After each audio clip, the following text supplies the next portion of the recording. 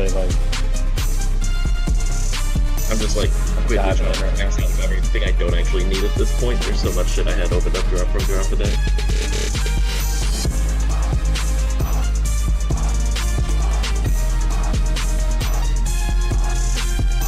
Yeah, use the military discount for BFX and $7 It's like hell yeah.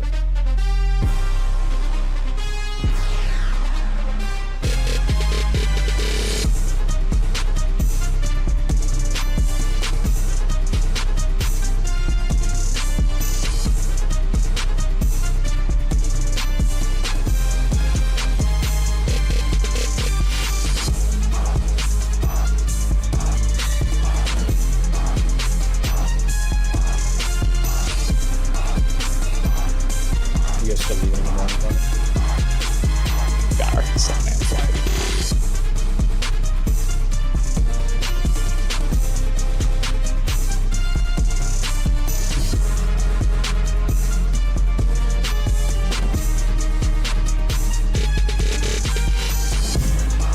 What's up, buddy?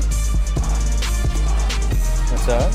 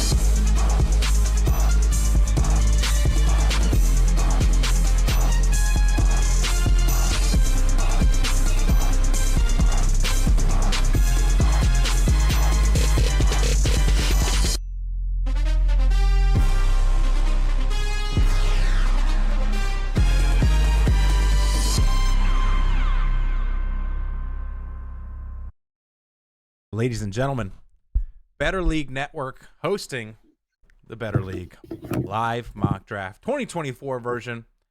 I'm your standard host, CMass, and I'm joined here by 4 beautiful gentlemen here that are my shadow GMs, or probably should be the real GMs for some of these teams the way they are drafting. But these guys for sure are some legends, and we're going to do some introductions here first, and then we'll go ahead and give it a whole breakdown. But gonna go from bottom left it over. Oh, hold on, let me get Austin on here. There she is. There she is. Austin's first though. Here we go. Here, Austin. Austin, how you doing tonight, man? I'm doing good, man. It's good to get the group back together and continue this tradition. Hopefully we do a good job of it this year, and maybe get like half the first round right. We'll see. Half, I feel like that'd be generous, but yeah, probably. Yeah, I'll take a quarter. And then we got Lucky all the way in Seattle, ripping the Seattle gear, man. How you doing tonight? I'm doing good. I didn't get to participate in this last year, and I was disappointed. Like, I love draft season. So fun getting involved in all this, and this is just another fun opportunity to really dive in and see what's out there. So I'm glad I got a chance to be a part of it this year. I'm excited to see what we do tonight.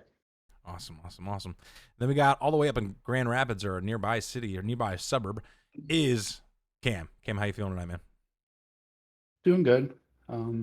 Late night draft, so we're going to be on our crackhead energy tonight before going to bed and being back up for work in the morning. So going to see some craziness tonight. Yeah, I'm not used to the East Coasters being outnumbered here, but here we are in this one, 3-2. West Coasters getting us. And then speaking of a West Coaster with a beautiful iPhone, whatever, or actually, what kind of phone you got? Ooh, it's actually one of the older ones, surprisingly. It's like an iPhone Damn. 10, I think. Okay, well, your camera is way higher quality than the rest of us. And here is Connor Rice, live from San Diego, baby. Shout out beautiful San Diego. It's been cloudy all day, unfortunately, but I've done minutes of preparation, whole minutes for this beautiful mock draft we got going on. This was probably my favorite thing I was involved in last year, period, and I'm really excited to be a part of it again, so let's get it. Yeah, this was some really fun content that I forget how it came to be, but I'm glad that it did, because I know there's some big draft heads out there in the league that, want to talk about their teams, talk about other teams and what we would do. And Yeah, I think last year really surprised me how I thought I was a draft head, but there was definitely some good knowledge out there last year, and good to see that everybody else has that same passion. Let's go ahead and talk about this draft here today. We're actually going to be drafting. Oh, that's not what I wanted. We're going to be drafting as if we were that GM, obviously, and we are picking what we think they should do. Thank you, Alex, with the sub. 24 straight months with the Prime sub. Thank you, Alex. We're going to take it like we are the team. They're going to be taking that what we would do, not what we think that they'll end up doing. So it's not a predictive mock. It's what we think they should do. So just explain that ahead of time. So when a punter goes number 1, you guys don't freak out. All right. So make sure that we have that set up ahead of time. Okay. And so everybody in here has a certain amount of picks, except for me. I only have 1 pick. I'm picking for the Falcons. I couldn't give that one up. But everybody else is going to be picking today.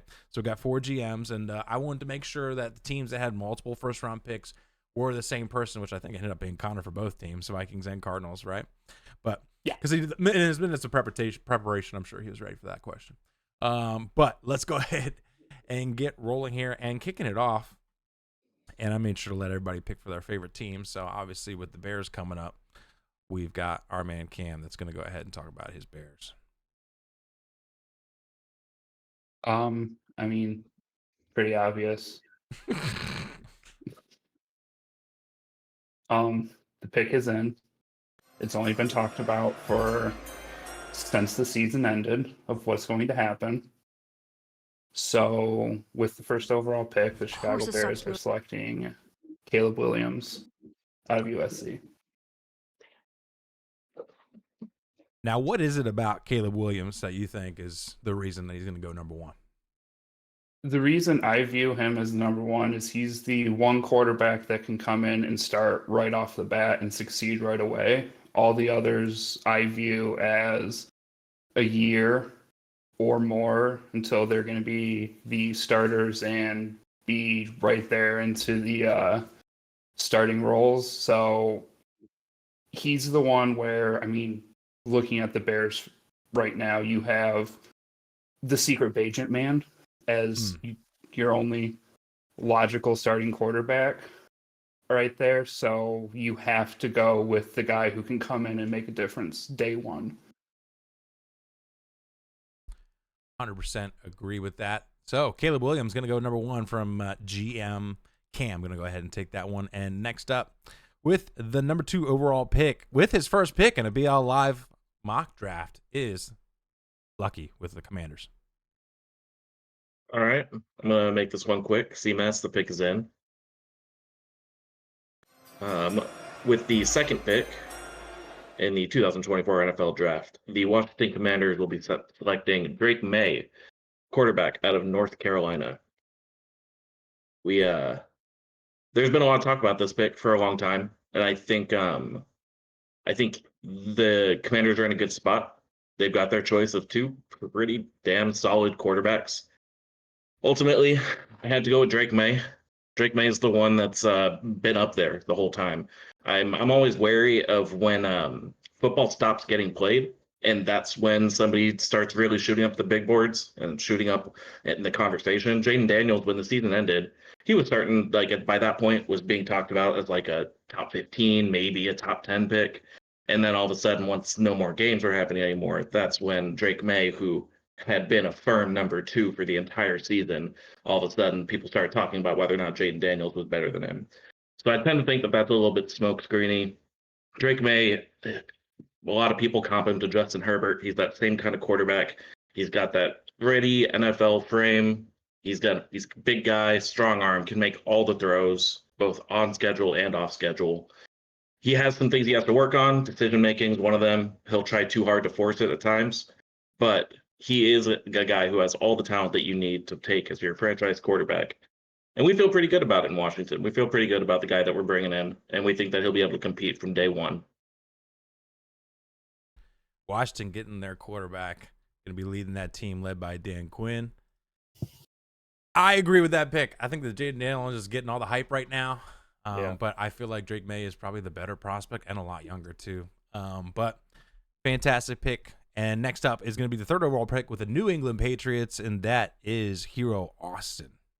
Yep. And Robert Kraft told us if we didn't get QB1, we'd be packing our bags. So with that said, CMass, the pick is in for the New England Patriots. And that pick is Jaden Daniels out of LSU.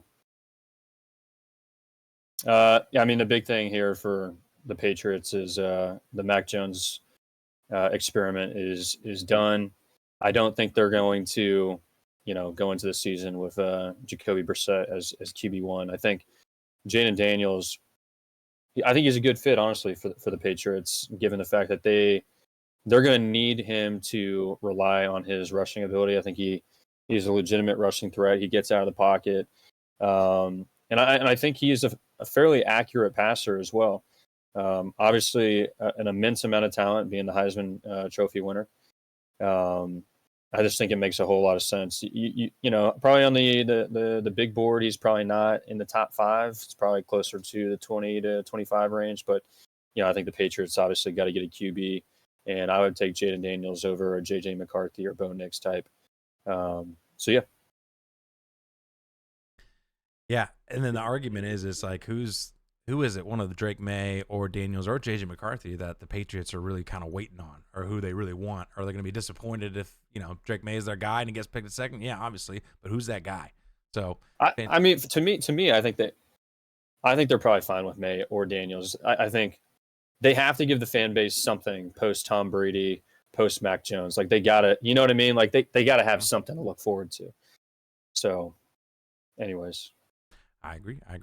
And next up with the 4th overall selection, and this is kind of where the draft really starts. I think everybody knows that Caleb Williams going number 100%. 1, and then Drake May or Jaden Daniels, one of the combination of the two, is going 2, 3. So this is kind of where the draft really starts, and kicking us off with it, Connor Rice. What are the Cardinals doing here at number 4? Yeah, I definitely agree with the Drake May, Jaden Daniels ordering we have it. Also put Drake May number 2. Yeah, Cardinals are in a fascinating position. Obviously, wide receiver is just a absolute black hole right now for them. They have virtually no talent in that position. So the kind of, I think what a lot of draft analysts scream for them to do is take the generational talent Marvin Harrison III and don't look back. But we have, as a few other GMs were telling me, before this draft started, we have a very, very deep pool of wide receivers this year that can be taken. And I think this is a situation where the Cardinals can trade down, acquire multiple first-round picks, plus impact positions at the other end, and then potentially give another team an opportunity at QB4. Not to project too heavily, but with that we have a trade we'd like to announce. The streets were calling for more trades than we got the last mock draft. The Arizona Cardinals are going to give the Minnesota Vikings pick 4 in exchange for picks 11, 23, and 129 out of this draft. It's relatively even for both teams. I think it makes a lot of sense for both teams. I think this is a similar framework to what we'll probably see, in my opinion, happen in real life. And with that, for the Minnesota Vikings, the pick is in. And with the 4th overall pick here of the Better League mock draft, and it's funny because I've been screaming against this for a while in the chat, but the Minnesota Vikings are going to look up north and take JJ McCarthy, quarterback, Michigan. I do think, again, McCarthy's a guy that I've been kind of roasting for a while, but I do think he has a lot of really good traits that could translate to the NFL level, especially with a really solid wide receiving core that the Minnesota Vikings have with Jefferson, Addison, Hawkinson, etc.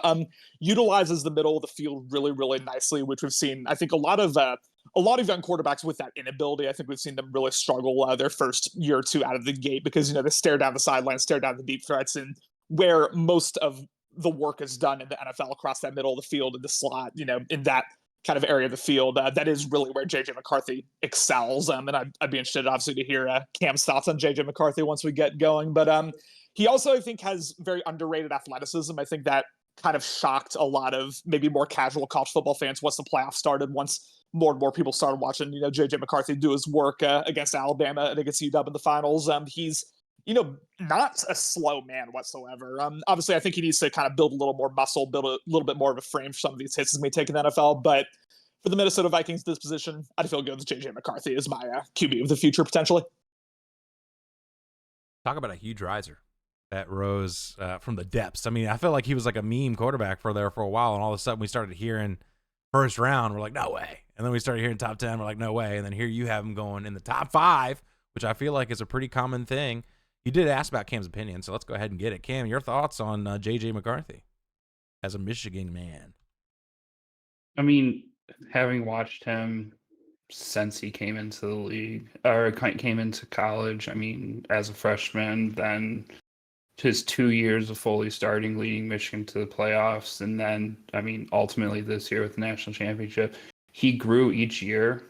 I mean, Michigan was 100% a run-first team because that's who Jim Harbaugh wanted to be. And, I mean, it worked. They had a dominant offensive line, but when it came down to when teams stopped the run and forced him to pass, this year he took a step up and could make all the throws he needed to win games. I mean, you look at that Alabama game when they just started stuffing the run and he had to throw those last couple drives. He led them down in a 2-minute drive to win that game, help bring that game to overtime. And then against Washington, it was a dominant run game in the first half, but when the offense slowed down, they put the game on his back in the second half, and he went out there and kick-started a scoring drive to put the game away. So he has the clutch gene. It's just he has trouble with touch on his intermediate to deep throws that could hurt him, but he can make all the plays that he needs to make. Sounds like a big old thumbs up from Cam. Yeah, it does. Sounds like a big old thumbs up from Cam. And speaking of thumbs up, He's my favorite quarterback in this draft. Just going to throw that out there. Yeah. I do think he's going to be good. It's just Michigan had such a very specific scheme that he wasn't like throwing it 30, 40 times a game. So you're going to see that Herbert will only throw like 20, 25 passes a game. Yeah. Harbaugh will only run the ball. Speaking of the Chargers and Jim Harbaugh and giving thumbs up, on draft night in this situation, Hero Austin, your team's up. Who do you think they're going to take in this situation, or maybe a trade? Considering so there, there's a huge argument. It kind of reminds me of years ago when it was Jamar Chase and I think it was Penei Sewell. Yeah, Penei Sewell. There's a lot of that debate because I think the Chargers fans collectively are like, do you take Joe Alt or do you take, Marvin Harrison Jr. or do you take Malik Neighbors? I'm of the belief that you just lost Keenan Allen. You just lost Mike Williams. You have to, even if your scheme with Jim Harbaugh is going to be, we're going to run the ball 30, 35 times and be kind of like the Ravens and be a little bit more run first, you still need to have a wide receiver one that's going to, create some sort of mismatches downfield and, prevent teams from just stacking the box with 8 guys every single time. So with that said, the pick is in. I'm going wide receiver, the generational talent here. I'm going Marvin Harrison Jr. If this happens on draft night, I think, Chargers fans would just be absolutely ecstatic, to include myself. I'd be happy with Malik Neighbors as well. Given the fact that Marvin Harrison drops here, I think it's a perfect fit. Easily wide receiver one. I was saying it last year during the college football playoffs. So I was like, Marvin Harrison Jr. to the Chargers next year, please. And, what's crazy is like if the Cardinals their kicker just, had made that kick and I think it was week 18, we would have had pick 4 this whole entire time. And it would have been this pick would have been suitcase. It would have been Marvin Harrison Jr. for sure. There's a lot of people that, say we might trade back, but I just don't see it happening. Marvin Harrison Jr., such a good route runner. The comps are like Devontae Adams. And he's a good blocker too, which I think will fit very well with the scheme with Jim Harbaugh. Absolutely. And I think Jim Harbaugh has got PTSD of Marvin Harrison Jr. tearing up the Michigan defense a couple times, although Cam might fact check me and be like, actually, but and I'll say this too. It's a very deep draft, and I think you could definitely make the argument for not taking a wide receiver early. But historically speaking, you take a wide receiver rounds 2, 3, you're looking more for a wide receiver 2, wide receiver 3. So I'm taking the wide receiver 1 here. Absolutely. And I don't think anybody would be upset with that pick, although there are some neighbor stands out there, and there are some Dunze stands out there like Morty in the chat. Me and Connor and Cam. Yeah, Cam was there. We were all in that. No, Cam, were you there in Seattle? No. Oh, okay. I was I moving. was. Lucky, So, Connor, and I were on that field where Doomsday Yeah, was tearing it okay. up this year. Yep. Can't forget about you, Lucky. And I can't forget, we talk about Cam. Cam actually is next up with the New York Giants. Cam, where are the New York Giants going to go here? We get another quarterback, or are we thinking about getting the quarterback a weapon? This entire offense, just looking over this team, is a dumpster fire and a half. There's Daniel Jones, Tommy DeVito at quarterback. You don't have a running back. The wide receivers are a mess. The offensive line, it's also a mess. So at this point, it's the argument that Chargers fans have. Do you take an offensive lineman and hope that you can develop a later round wide receiver since this is a deep class? Or do you take the bona fide receiver and hope that Daniel Jones comes back healthy and can turn it around? And with that being said, the pick is in for the New York Giants. And we are selecting offensive tackle Joe Alt of Notre Dame. Take the number one tackle, number one offensive lineman, and pair him up with Andrew Thomas. And you have your two stud offensive tackles for the next 10, 15 years. So that way, next year, even if you do struggle again, you have the talent up front to stick a different quarterback behind, and you can be confident that he can develop behind a good offensive line. And I'm a big proponent on an offensive line can help any quarterback, because if you can keep him upright, he can make any play. So if you can't keep him upright, he's going to struggle. And especially watching teams with historically bad offensive lines for the past, how long have they been in existence? 100-something years for the Bears. It's something that's been nice to see, of an offensive line that can actually keep a quarterback clean. So give Daniel Jones that time. He led your team to the playoffs 2 years ago. See if he can run it back and do it again. If not, you're in a position next year to draft another top quarterback. All right, that's a fantastic pick, a safe pick. He's obviously one of the better players in this draft. Although I do want to ask you, so they have Andrew Thomas, who's a fantastic left tackle, and they've got Evan Neal, who's a dumpster fire. What are you thinking? What are you thinking? Who's playing left? Who's playing right? And what are you doing with the dumpster fire, Evan Neal? At this point, it's Andrew Thomas. Stick him where he's been an All-Pro level at left tackle. Move Joe Alt over to right tackle, and I know this goes against everything Better League, but you don't even think about it. It's not Sim. That's not. You're not allowed to do that. Bounce the offensive tackle inside. He was known at Alabama as a big run blocking tackle, but in the NFL, those big, primarily run blockers get bumped inside to guard. So at this point, try an experiment of him at a guard. If it fails, you're out of his contract next year anyways. Awesome. Fantastic insight from Cam. Let's go ahead and move to the next pick, and that is the Tennessee Titans with Lucky. Lucky, what are you thinking for these Tennessee Titans? I think the chalk pick for them in most mocks was just Aiken in New York, but now you have a choice of a couple pass catchers, maybe the first defensive player. What are we thinking today, Lucky? For sure. Yeah, no, we were definitely thrown for a loop just now. I think outside of Caleb Williams to the Chicago Bears, this feels like one of the most mocked picks in like any mock draft that you see. Yeah, It seems almost a given at this point, according to most analysts, that Joe Alt will be going to Tennessee.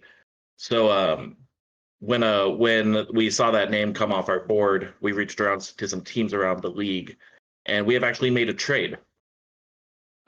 We will be moving pick 7 to the Arizona Cardinals, who trade back up into the top 10. We are sending them pick 7 and pick 38, and we're getting back 11 and 23, or 27, sorry. Man, we got some GMs in this name here tonight, don't we? Okay, so 11 and 27 for 7 and 38, right? Correct. All right. Just want to make sure And I that got puts that. the Cardinals back on the board. Cardinals back on the board. All right. So that goes over to, I believe, Connor has the Cardinals. So, Connor, Actually, before we get to you, Lucky, let's hear the reasoning why you traded down, and then we'll go over to Connor why you traded up. Yeah, we definitely considered for a second like Roma Dunze or Malik Neighbors. There's still some really good weapons on the board, but I think without giving too much away about where I'm going at 11, I just felt like we could move down and still probably address needs. I felt like we could still probably get somebody that we liked, while maybe not necessarily having to draft them too high. Fantastic. All right, Connor, you traded up. What was the reasoning here? I think all of us have seen that highlight of the actual Cardinals GM like working those deals in last year's draft where he went from That's Connor right now. yeah, that's up. Connor right now, just making deals back up into the top 10 after trading down, collecting some picks. Go ahead. What are your thoughts? No, listen, man. I mean, if y'all have ever watched Draft Day, like I'm a first-time GM, I'm getting mad nervous right now. Like I'm trading down, I'm trading up. It's just it's chaos over here in Arizona. I am hung up on a prospect that I, have seen many times, once firsthand. I think he's going to be an absolute weapon in the NFL. I think I think he continues to be slept on, despite potentially getting a little bit of number one buzz in his position. CMass, the pick is in. With now the 7th pick in the Better League mock draft, the Arizona Cardinals are going to take wide receiver Roma Dunze out of Washington Huskies. We've all ran that same field, so listen, me and Roma Dunze were practically the same prospect, but he is going to be an absolute force in the NFL, man. I mean, the route tree he has is unbelievable. I think you give him just a competent framework, a competent quarterback, a competent offensive play caller, offensive schemer with which to work on. And I think he can truly be one of those top tier league guys that carries a passing offense. He really can do it all. He can fit into any type of scheme, any type of structure you want. Very physical as well. I think people underrate his physicality, especially after the catch. He can give you those extra hard-earned yards. I don't think, I would probably put Marvin Harrison as wide receiver 1. I'd probably still have him as number 1 in my opinion, but Roma Dunze, man, right behind him in my opinion. I think it's going to be very, very solid. And if I were a Cardinals fan, you pick up multiple picks, you get Roma Dunze, I'm happy with this. Yeah, I gotta say, I'm so proud of myself because so far I've gotten every pick guess right, except for Cam's, of course. I think that's tradition. But yeah, I was, because as soon as you traded up, I was like, oh, it's Rome time. It's Rome time. He doesn't care about neighbors. It's Rome time. So completely understand. And ironically, I think it's an interesting pick because most of Kyler Murray's experience recently has been all these short kind of scat backs, kind of like Malik Neighbors type or wide receivers, where he had most success is when he had DeAndre Hopkins, and this is somebody that Dunze is a lot more similar to, in my opinion. So fantastic deal. Can I give you a quick Neighbors take real quick? Give me that Neighbors take. He might be going next for all I know. I don't think he's going to be the most productive wide receiver out of his school in this draft. I like Brian Thomas better. That's a hot take. Although depending on the situation, that you might absolutely be right. But let me go ahead and take Roma Dunze there. Next up, my only pick is picking for my Atlanta Falcons, and I feel like there's a little extra Seattle treatment because I wish he hadn't called Lucky because I was begging for that pick, that deal that you just did. I was like, I would have taken that at 8, but yeah, absolutely. So I completely understand that one. So I'm sitting here, the Atlanta Falcons, and the last 3 years of Terry Fontenot, it's been skill positions. It's been Drake London. It's been Kyle Pitts. It's been Bijan Robinson. And all off season, we've been adding to the offense. Kirk Cousins, Darnell Mooney, Rondale Moore, just all on the offense and nothing on the defense. But I got a Malik Neighbors just sitting here, and I was kind of hoping that my phone might be ringing because if I'm stuck here, I know who my pick's going to be, but I really want to trade out of this pick. Thinking him in real life situations, the Jets might want to jump over the Bears, so Cam doesn't get this dynamic wide receiver. Maybe there's somebody that really likes Michael Penix down there in Denver or down there in Las Vegas. Those are ones that I'm thinking too rich. yeah. Thinking they might want to come up a little bit, but in real life, I think the Jets actually would leapfrog the Bears potentially for a wide receiver. I don't even know who the Jets are. Oh, Lucky. Any thoughts on that? Or are you thinking you're going to stick for another skill position or something else? Let me see real quick what I even have to work with. Ironically, the first thing Honestly? that popped up in my PFF one was the Jets. Yeah, if I was the Jets right here, I would absolutely try to trade up and like throw in Yeah, a third or yeah. fourth. Would you do pick 72 to move from 10 to 8? Yeah, honestly, I think that's in real life that would be the deal to do, unless the Yeah. Bears just came in and like offered their third and their current first. But if they didn't, absolutely, I think Atlanta would take that deal, which is the 10 and 72 Yeah. for 8. So if you're willing to If you do can that, do it. I'm willing to go ahead and put that through. The Let's do Atlanta it. Falcons have now traded that pick to the New York Jets, and Lucky is now on the clock. Yeah. Okay. So didn't see this coming, but it does fall in line with kind of what I had in mind for the Jets draft. This is a team that last year they kind of wanted to go. They brought in Aaron Rodgers. They wanted to make a splashy move. They were kind of going all in for last season, and then 4 snaps and they lost him. They're still, I think, very much in that mindset, but they need to do whatever it takes. I mean, initially, my thinking was if one of those top 3 receivers aren't there, I'm probably going tackle so that you can try to keep Aaron Rodgers on the field. But the next best thing is getting one of those top weapons, top playmakers to help him out as much as possible. And so we are pretty excited about the way that this draft has fallen. And at pick 8, the pick is in. The New York Jets will be selecting Malik Neighbors, wide receiver out of LSU. Good pick. And we're pretty excited about that. As I just mentioned, like I didn't really consider Malik Neighbors to be much of an option here. I didn't really think he would fall past. Didn't think he'd fall past 9. I didn't think any of the top 3 receivers would. So we're pretty happy to see him down there.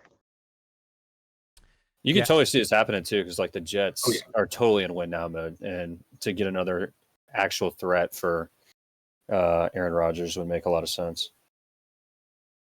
Yeah, I think it'd be more likely in real life that it's Odunze that they're trading up for. But 100%, I see them trading up for something, or unless they just really like Brock Bowers, because obviously I think he would fall to them at 10 too. But here you are at 9. Hopefully Cam wasn't dead set on taking Malik Neighbors because he's no longer available. But here we are, Cam, back again with the Chicago Bears, their second top 10 pick. Where are they going this time around? I mean, adding Malik Neighbors to the offensive weapons that the Bears do have currently would have been amazing to do. But with that trade happening, with the Jets leapfrogging them, the Bears actually do have a trade in place for this pick, and it is going to the Las Vegas Raiders. And we are trading pick 9 for pick 13 and 77. So the Raiders are leapfrogging in front of the division rival Broncos to come get their guy that they see available. And they are taking and will be and the pick is in. I was like, we're good here? I almost forgot. Okay. And they are heading out to the West Coast to get out of Oregon State offensive tackle Talisi Fuaga. Damn it! You're the only one I get wrong every time. I did not expect that either. I had something else totally lined up. So I think Lucky and I were on the same wavelength there. all right, well, let's talk to Lise Fuaga as I get through the ad here. Go ahead. He's a very large offensive tackle who will sit and help protect Gardner Minshew for this year. As we saw last year with the Colts, Gardner Minshew led them to a drive of making the playoffs after Anthony Richardson went down. So I think as a stopgap quarterback, Gardner Minshew will hold, and they need an offensive lineman to pair up with Colton Miller. And I view Fuaga as that guy who can set the edge. He's big, he can move, and he's very powerful in both the run game and pass game, and he will not get overpowered by NFL defensive ends and edge rushers. All right. So, fantastic player. But I was definitely thinking you were trading up to get Michael Penix. But I think, in my opinion, that JNDESWghuy89efd is a better prospect. I just assumed that you were trading up for an offensive tackle, and you traded down because it was the Bears. So what was the Bears' thought process of trading down? Because obviously the same GM for both. So was a guy just not there? Or there's just a lot of guys that were there? What were we thinking? It was basically sitting there, and I mean, looking at the board, it would have been nice to grab one of those top 3 receivers there at number 9. Yeah. All of them are off the board. I don't like the looks of most of the edge players in this draft as a top 10 pick that you can drop down into the teams and still pick them up because it's an offensive heavy top of the draft. So dropping down, you can still pick up even one of those second tier receivers or go for one of the top edge players in this draft. So it was kind of a position where get a mid-round picks, and there's not many draft picks for the Bears this year. Get a couple more in those mid-rounds to add some more people, and you can still get one of the players that you want here at 13. Absolutely. So we have another trade. Man, I'm proud of you guys. I said I want more trades this year because we only had one.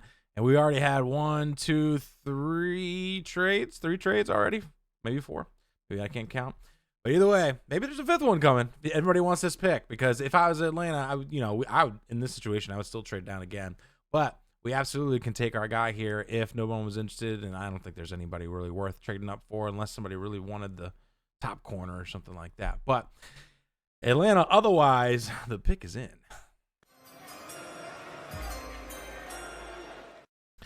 We are finally going to have our first defensive player get taken here, and that is going to be a pass rusher because Atlanta's been needing a pass rusher for what feels like the last 100 years. And I feel like Dallas Turner has been mocked to this team to death.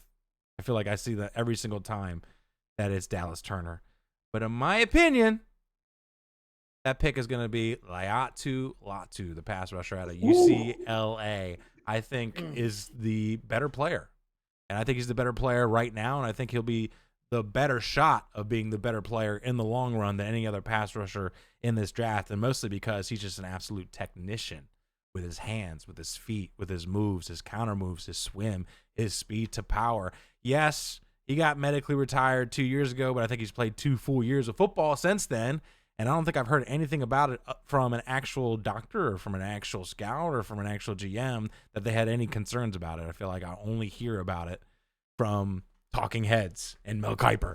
So for me, Laiatu Latu would be the pick, and Atlanta gets a pass rusher they've needed for a long time and somebody a little bit of coverage skills you just saw right there get an interception. All right. Any thoughts on that, guys, while I make some transitions? That's a really good pick. That's who I have as edge 1 as well, and I was actually hoping he would fall to 12 there so I could take him for the Broncos because I think he's just that good of a talent.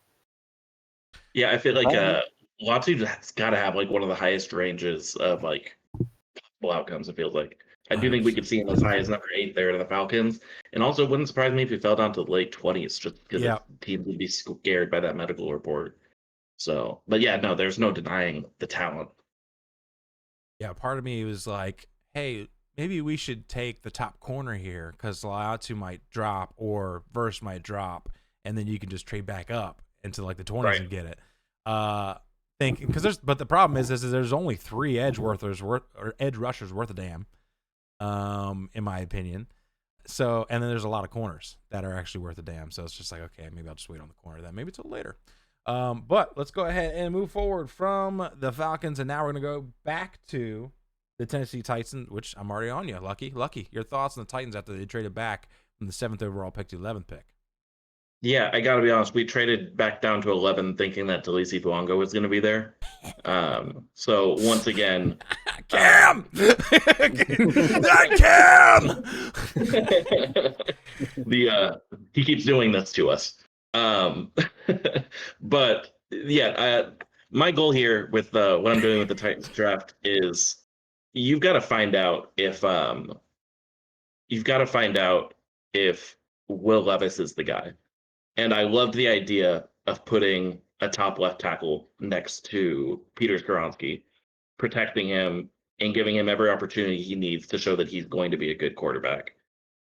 The top two tackles on my board are off. I don't necessarily see, though I think Fautanu is probably the next best offensive lineman available. I'm not so sold on him as a tackle, and that's more so what I'm looking for. But also I'm seeing someone on the board here that I think can help Will Levis as well. And so we're going to move away from the idea of going offensive line, and the pick is in. With the 11th pick in the draft, the Tennessee Titans will be selecting Brock Bowers, tight end out of Georgia. That was right. Let's fucking go. Thoughts on Brock Bowers? The Titans have been slowly building up a really solid core of weapons on offense. This offseason, they added Calvin Ridley and Tony Pollard. They already have DeAndre Hopkins. Obviously, Will Levis. They're trying to see what they have in him, but Brock Bowers is potentially one of the best tight end prospects we've seen in a long time. He can do just about everything. I think any QB would love to have a player like that to help open up the offense. And I don't think it's out of the realms of any possibility that we see a Sam Laporta type rookie season out of him. I think he can have that much of an impact just from day one. So I think that this would be another really strong move for the Titans offseason. They moved down a little bit, picked up some extra draft capital. And even though we didn't necessarily address exactly what our primary objective was, I'm really happy to walk out of this with Brock Bowers. Fantastic pick.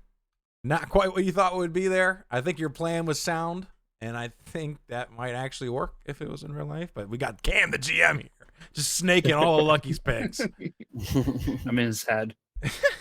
All right, next up is the Broncos with Hero. Hero was thinking about, what were you saying earlier about the Broncos? I'll let you go ahead and take it over. What were we thinking of the Broncos here at 12? Yeah, so I mean, the Broncos, they're just in an awful position here. When you look at their QB1, they got Jared Stidham. I don't think you want to go into the season with him as your starter. And they don't have a pick until, I want to say, they don't have a pick until the third round after the 12th pick. So I think in reality, if I was the Broncos GM, I would try to be moving back here. But given the fact that they don't have a second round pick and they need a quarterback, I'm the GM here. I've got to reach. I've got to get a QB1. And with that said, the pick is in. And with the 12th overall pick, the Denver Broncos select Bo Nix out of Oregon. No! The wrong quarterback up! No! All right, so why Bo Nix over Michael Penix? You know what? Honestly, I think both of them have the potential to be good. My issue with Michael Penix is just purely based on the injury history that he has. Undeniably, I think he is a very accurate passer and certainly has a certain degree of mobility if he chose to actually utilize it. And when you look at a team like the Broncos, that's probably going to be losing a lot of games. I think you kind of need your quarterback to have a certain degree of mobility, and you also don't want your QB to be kind of injury prone. I'm just going to put Michael Penix in that category as of right now because that's just what history would say. Looking at his experience in college with 2 season-ending injuries, if I'm not mistaken, Washington boys. Is that accurate, Lucky? One more time. Michael Penix Jr. He's had a couple season-ending injuries in the past, hasn't he? Yeah. He had a lot of issues before he got to UW. A couple different season-ending injuries, shoulders, knees. In Indiana, he played 3 seasons. All 3 of them were ended prematurely by an injury. Yeah. So like I said, I think this team, the Broncos are certainly not contending anytime soon. The Chiefs clearly have the AFC West. You got Sean Payton for a reason. The QB magician, if you will, even made Drew Brees look really good in his latter years when his arm strength kind of fell off. Bo Nix I think he's got the mobility. To me, it kind of reminds me of Justin Herbert a little bit coming out of Oregon. And, I think he's an accurate enough passer. I think he's good enough going through his progressions as a starting point. They need some better weapons, though, for sure. So it could be a little bit painful for him initially. Yeah, I mean, got to do what you got to do. This kind of feels like a Daniel Jones pick, in that year where it's just like he might not be worth this, but we kind of had to take him here, kind of thing. Yeah, I mean, that's honestly, that's how I feel. I mean, when I initially got the Broncos, I was like, Bo Nix is an easy target in the second round, and then I realized they traded everything for the Russell Wilson experiment, and so at the end of the day, you got to get a QB1 in there, and that's what pays the bills for these organizations, and so you need that rookie QB to kind of get the fans a little bit excited, and I think Bo Nix probably makes the most sense for that, at least as of right now. All right, Bo Nix going here in the top 12. Now Cam, who was the Bears, and traded back to the 13th overall pick here, up again. Not up again, but you know what I mean. Bears, who are they going here? I mean, looking at how the draft has fallen, I mean, there's still top defensive talent sitting there that, I mean, it looks good to take. But by adding that extra third-round pick this year, I think it's going to be more mid-round picks for defense. So, with that being said, the pick is in for the Bears. I'm not ready for whatever it is. I'm not ready either. I have no idea where we're going here. Go ahead. Can I guess? We are going, I mean, yeah, if you want to guess, you can. I'm guessing too. Offense? Okay, I'll go Brian Thomas Jr. That's what I have typed up. It's Brian Thomas Jr. Oh, I actually got it! We are adding another wide receiver after acquiring Keenan Allen earlier in the season, who is, I think, on the last year of his deal. So after this year, unless he resigns, you're going to go down to only having DJ Moore again.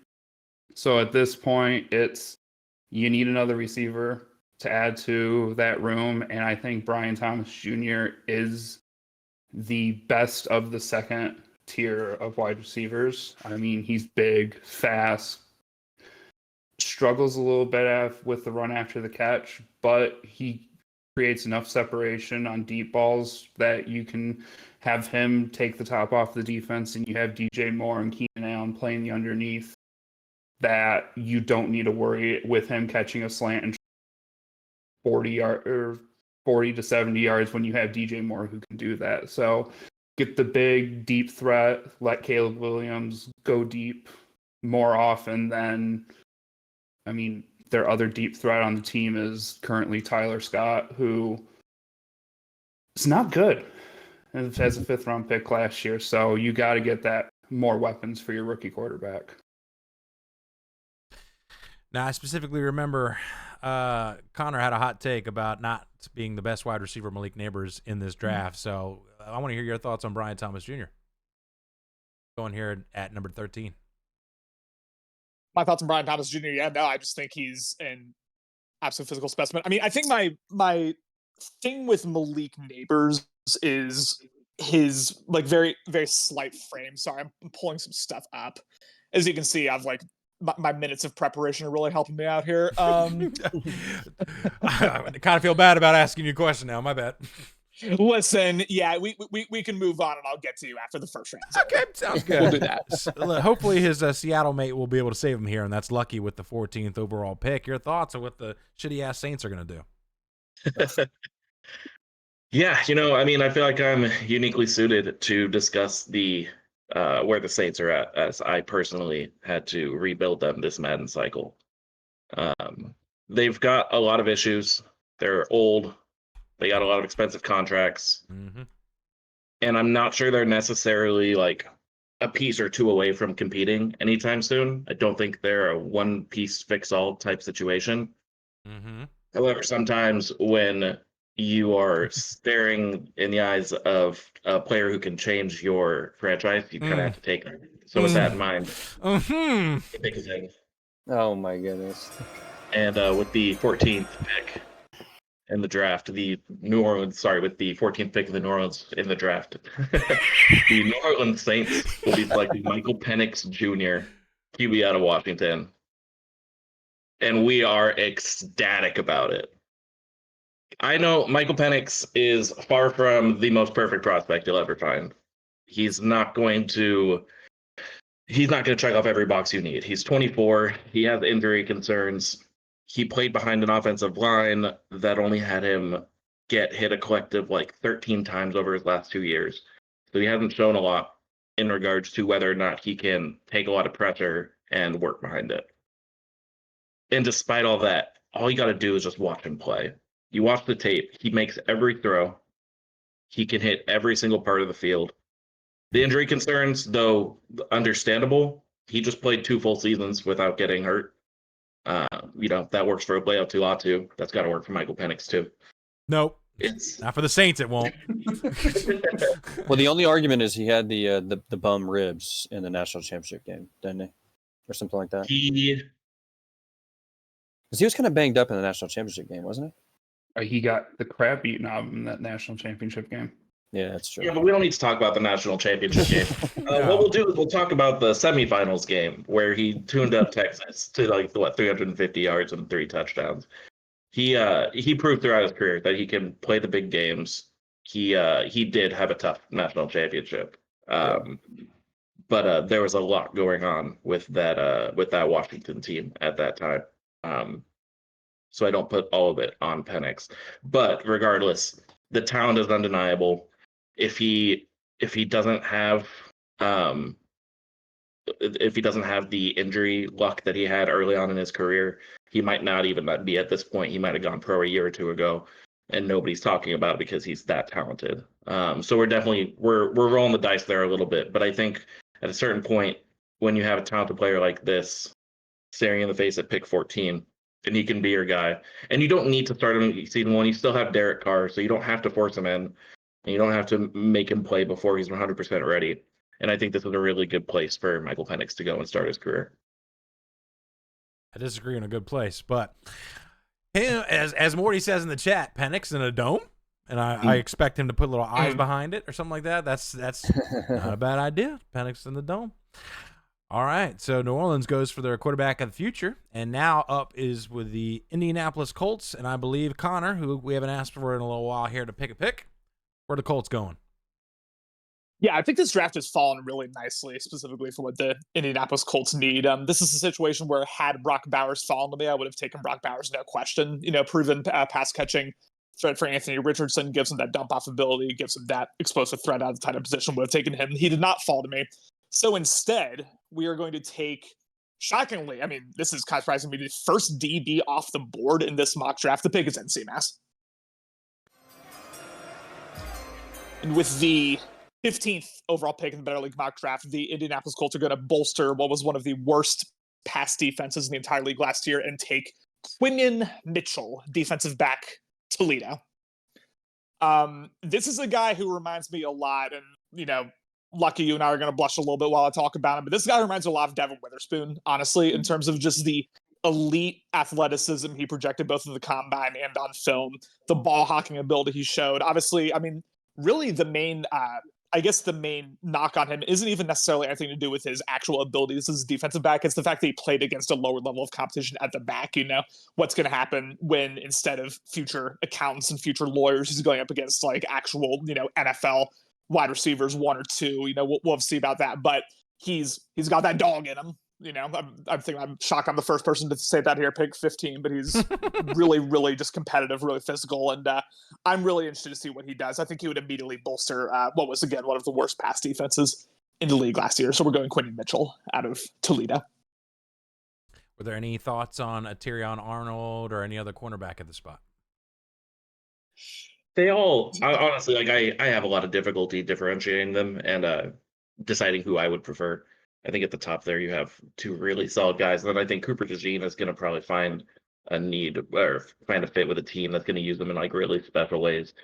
So I think it really ultimately comes down to team fit. That's going to decide that's how well they do in their careers, because all of them, I think you'd be happy to have. Yeah. I mean, Tyrion Arnold is also like extremely, extremely physical. I think there are penalty concerns with him in terms of his ability to not commit like 5 pass interference penalties a game in the NFL. But like when you compare him to Quinn and Mitchell, I think you could go either of them and you'd be perfectly fine with it. Cooper DeJean I have a little lower than the two, but he's also going to be really good. Absolutely. And I only asked you that. I have Quignon way ahead of Tyrion Arnold. I'm not a big Tyrion Arnold person, but sure. But yeah, so I'm with you here. Now we got the Seattle Seahawks coming up, and obviously we got two people that's their team. So I'll let Lucky and Connor kind of hash it out. Where are you guys going with this one? Yeah, we this board has fallen. I'm not sure I've seen a mock draft fall a more pro Seahawks way in any mock draft I've ever seen. You're welcome.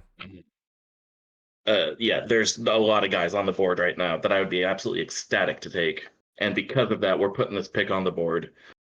Hopefully, we'd like to only go down a few picks. Cam, I know we talked a little bit before about a 16 for 19 swap. I'm curious if you're still interested in that. Yeah. You want to do that? You want to do what did we discuss? I think it was for that second rounder. Yeah. Let's do it. So the Seattle Seahawks will be trading with the Los Angeles Rams. We will be sending pick 16, and they will be sending back 19 in their second rounder. I believe it's whatever the 19th pick of the second round is. Call it 51, 52. Seattle 51, making look Atlanta look stupid for only taking a third earlier. God damn it!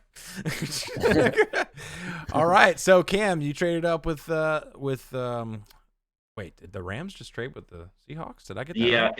it felt gross. Yeah, I was like, wait a minute, like I thought I fucked up. All right, Cam, who you thinking? What we got here?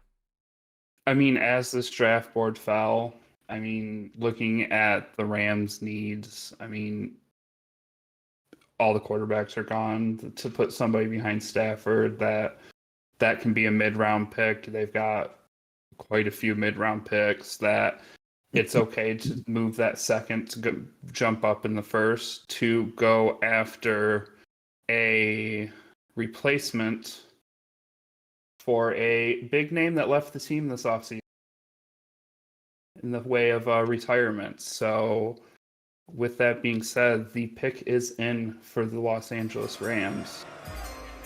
We are headed down to the Lone Star State to take defensive tackle Byron Murphy II. Great pick. Yeah, it's a good pick.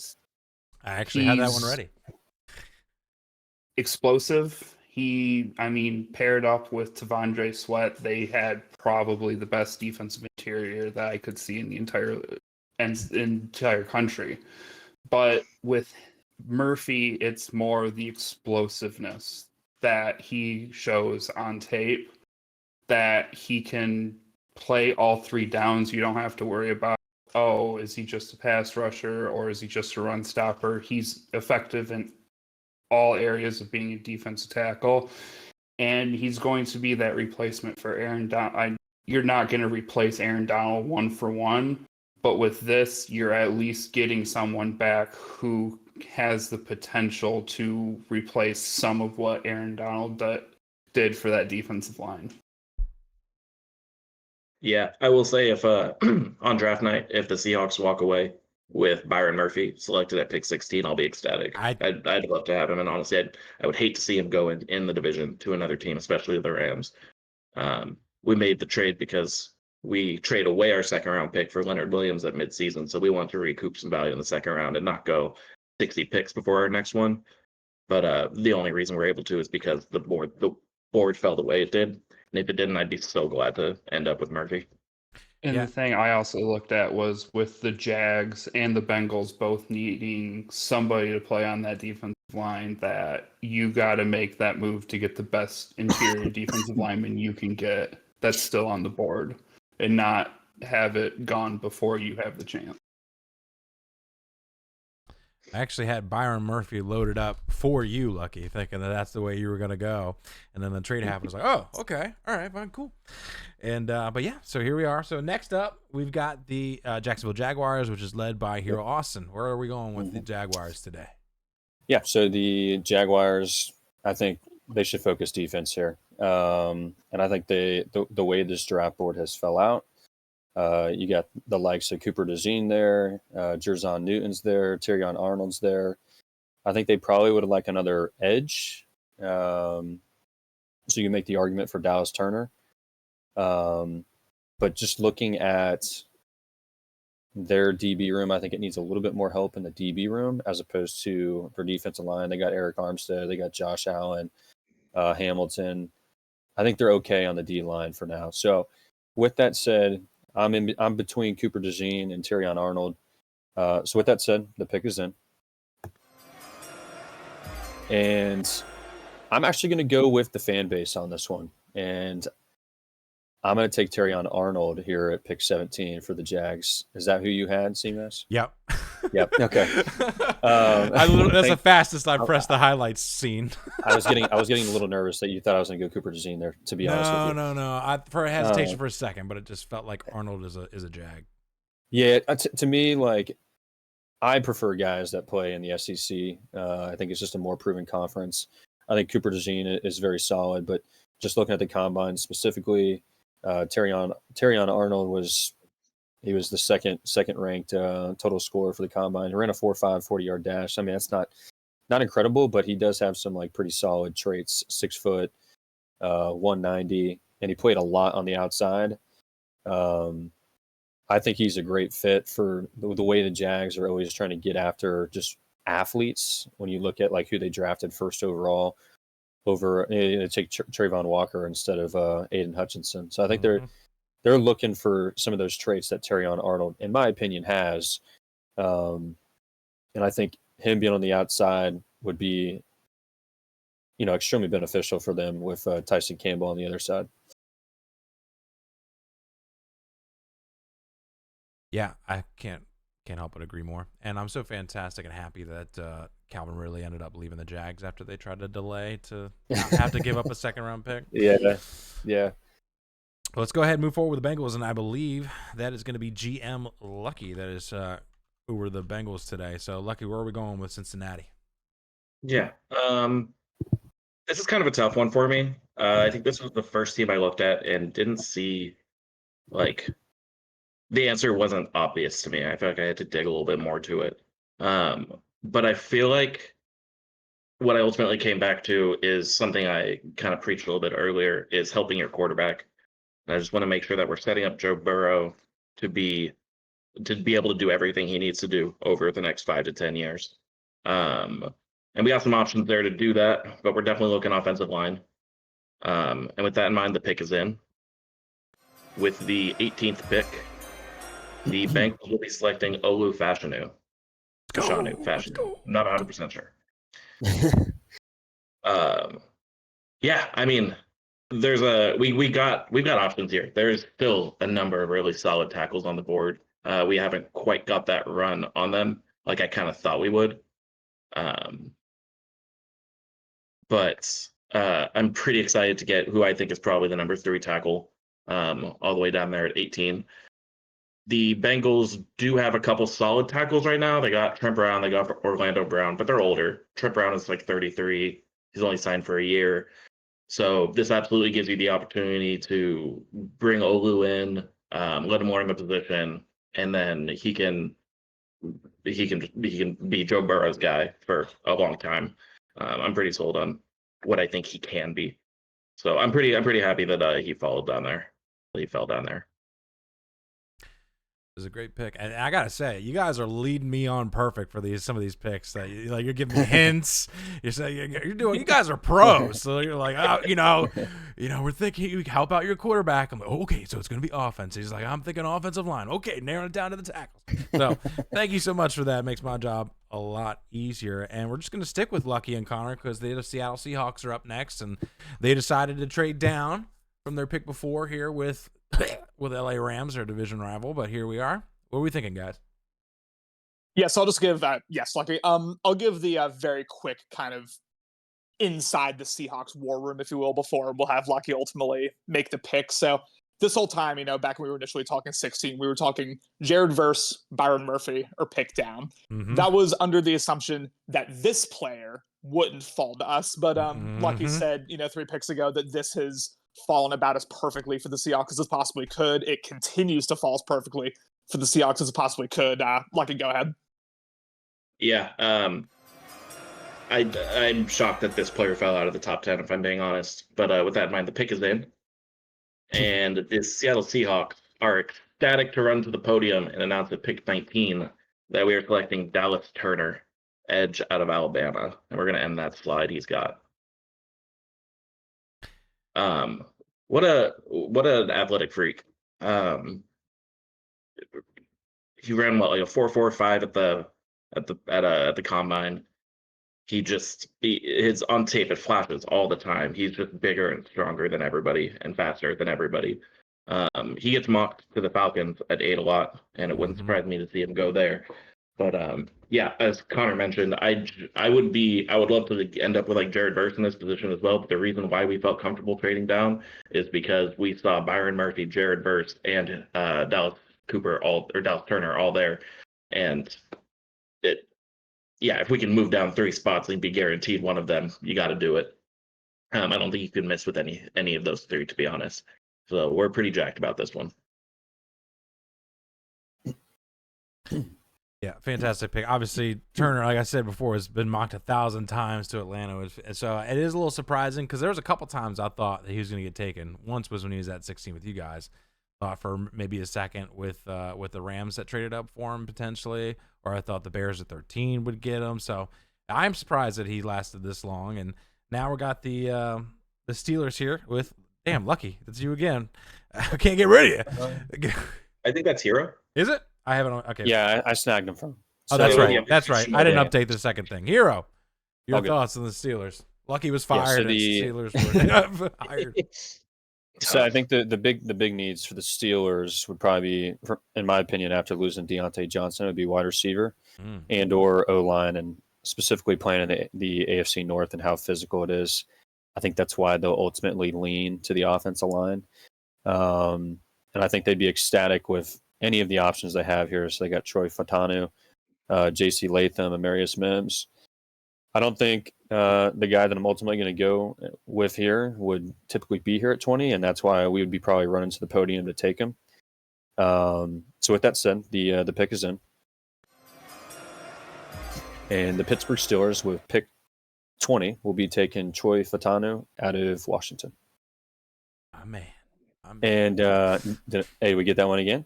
Now I had Troy locked and loaded, and then you said, and the player that we didn't think would be here. I'm like, crap, he's going Cooper. Crap, he's going Cooper. And so I started to back out. So I had it and then lost it, and then I got it again. So I'm going to say that I had it for the record. I just think with and I got 2 Washington brothers in here, so they can certainly inject some real good knowledge from watching them every single weekend. But I think he can start as a tackle. I think he's probably more of a natural guard just based on a lot of what's been coming out.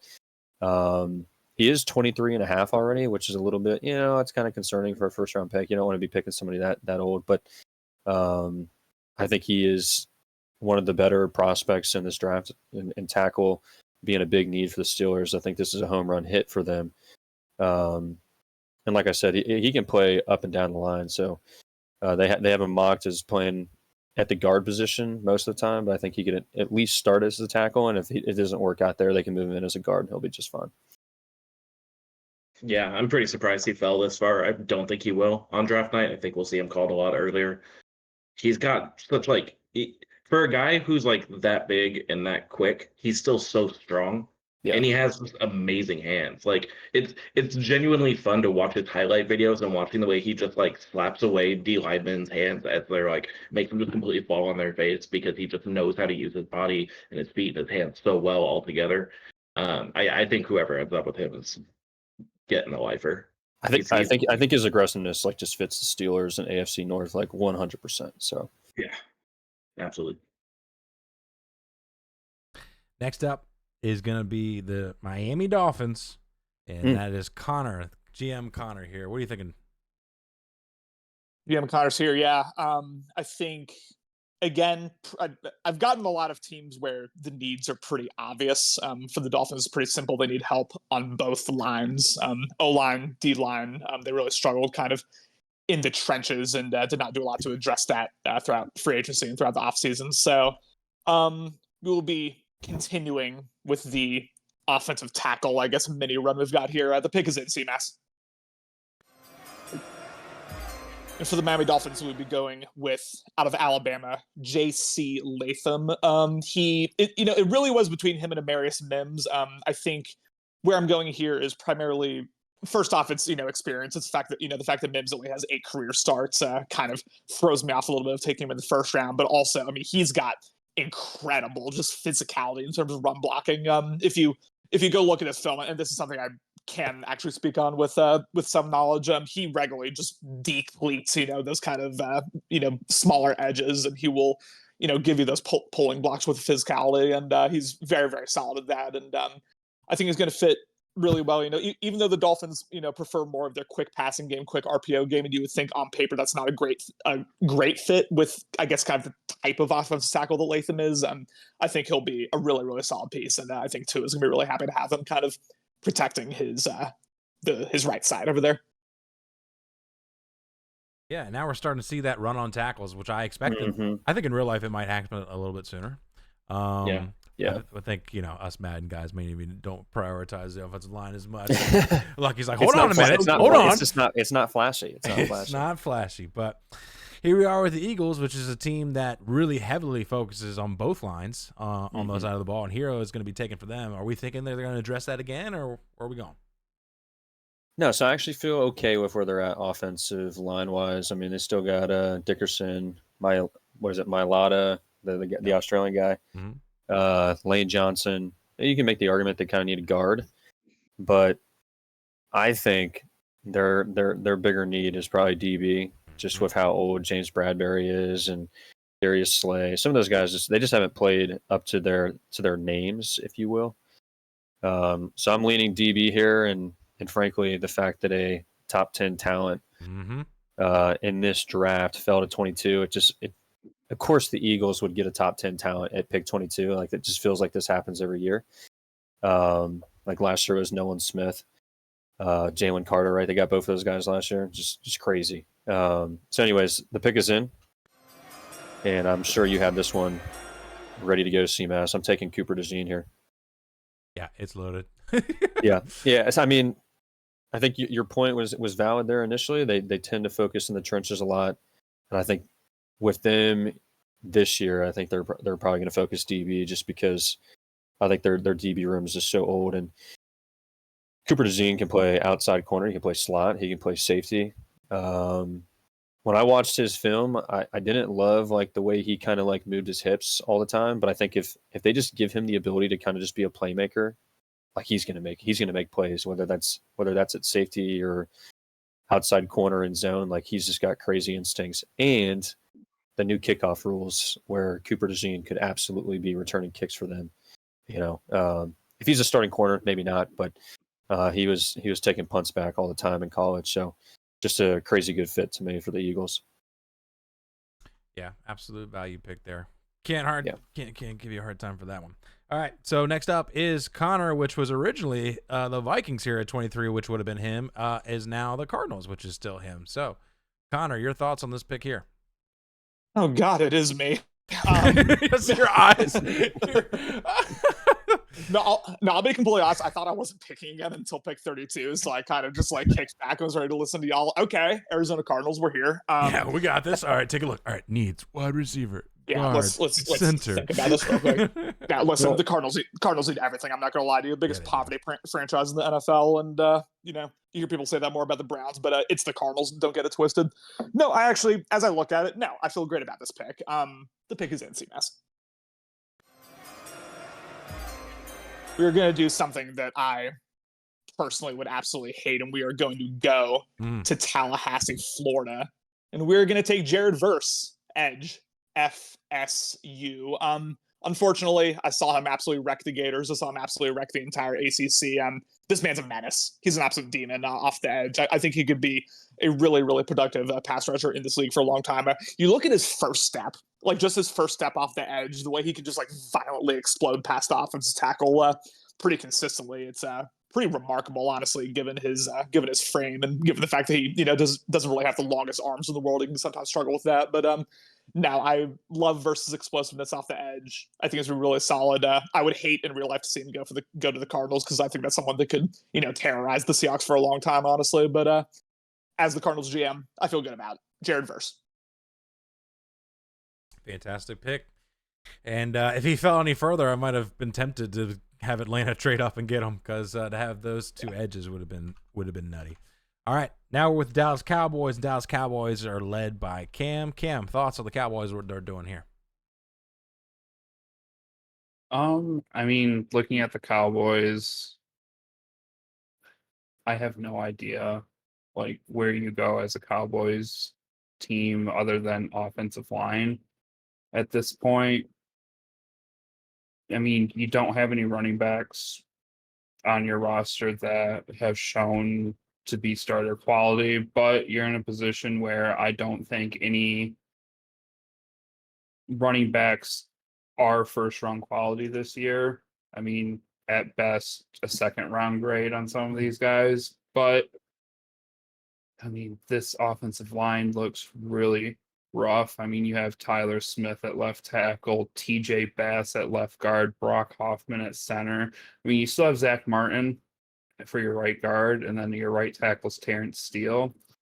So, with that being said, the pick is in, and we are going to be picking for Dallas guard/center Graham Barton out of Duke.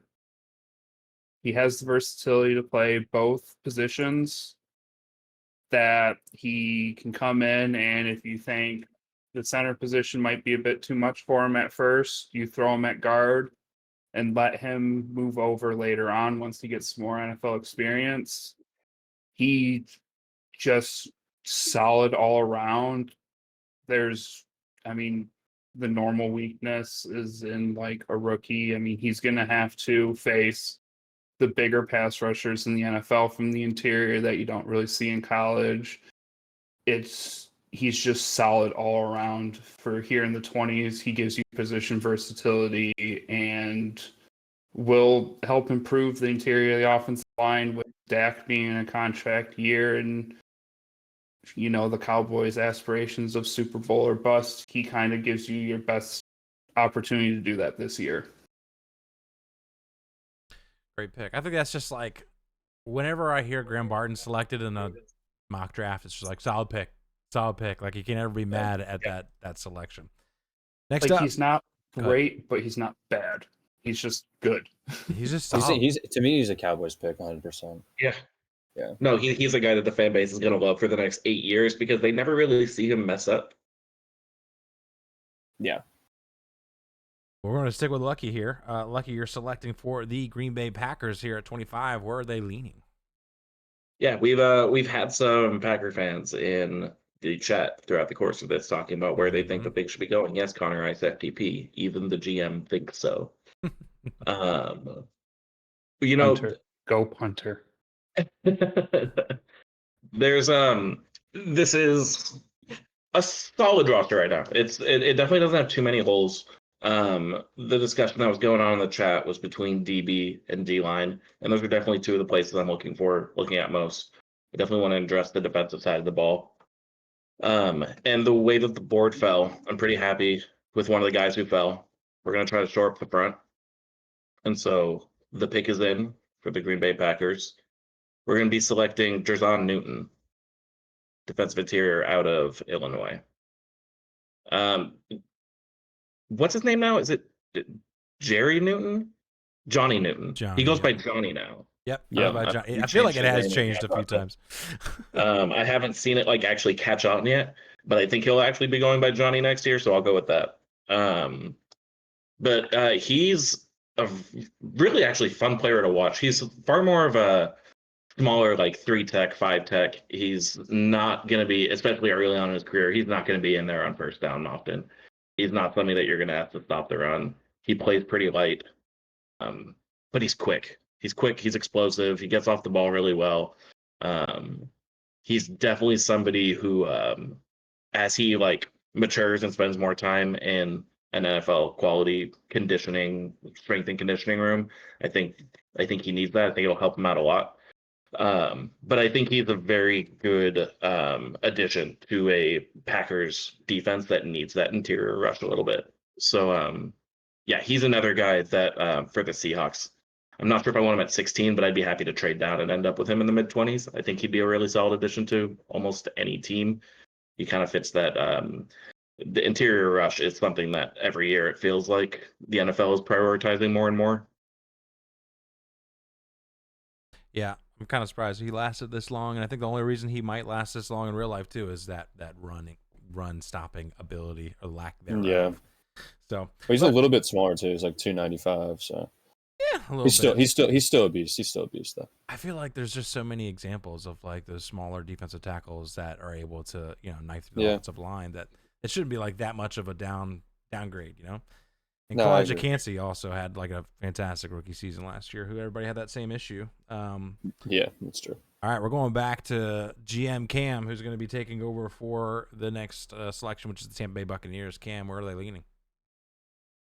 I mean, last year's mock draft, I had them taking an offensive lineman, and well, they instead went with CaVDSPBHK, who was pretty invisible last year for them. I just said he was good. I mean, somewhere in the middle. Do like jumping, like he was somewhere in the middle.